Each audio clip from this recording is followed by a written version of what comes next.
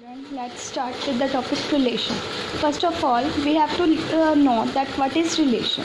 For this, we can explain this on the basis of two sets. Let A set equal to 1, 2, 3, 4, 5, 6, 7, and a set B is defined as 2, 4, 6. That is, the set A is natural numbers and the set B is even numbers. Now the ordered pair from set A to set B, we can define it very consciously that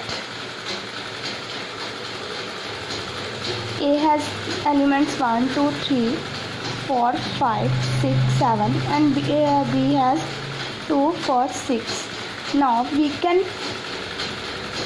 create a relation between 1 to 4, 2 to 2, 2 to 6, 4 to 4, 5 to 6, anything else we can. Then the relation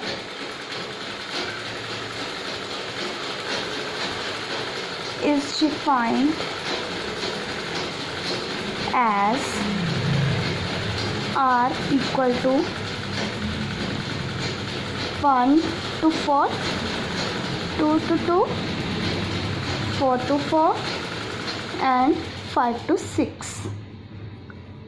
This is called relation. Next we have types of relation that are reflexive, symmetric and transitive. In reflexive relation we have A belongs to set R for all A belongs to A. That is, in this relation we have 2 belongs to R.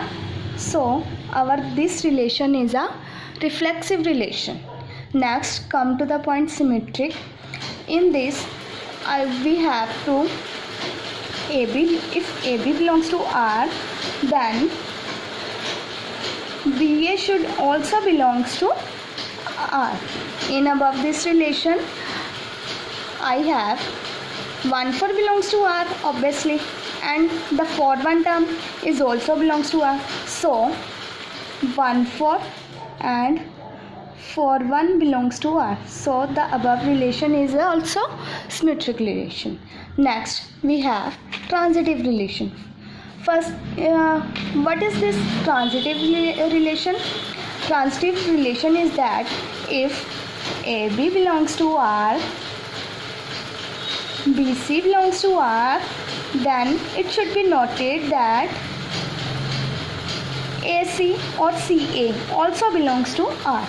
In our above relation, we have 1 4 belongs to R, 1 4 belongs to R, 1 4 belongs to R, 4 4 belongs to R, and we also have 4 1 belongs to R. That means AC is also belongs to R. Got it? These three types of relation, I hope you all clear. Apart from these three, we have a universal relation. What is universal relation? Universal relation is that in which relation is defined over a one set only, that is A cross A. Then the relation is called universal relation. Also, we have a fifth one point, that is equivalence relation. Equivalence relation.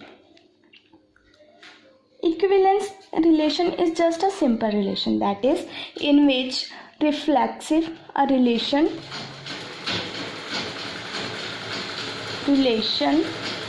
is reflexive, symmetric and transitive also. Then the set is known as equivalence relation. That means what we have here are this R follows these all the three types of relation. So we can say this relation is a equivalence relation.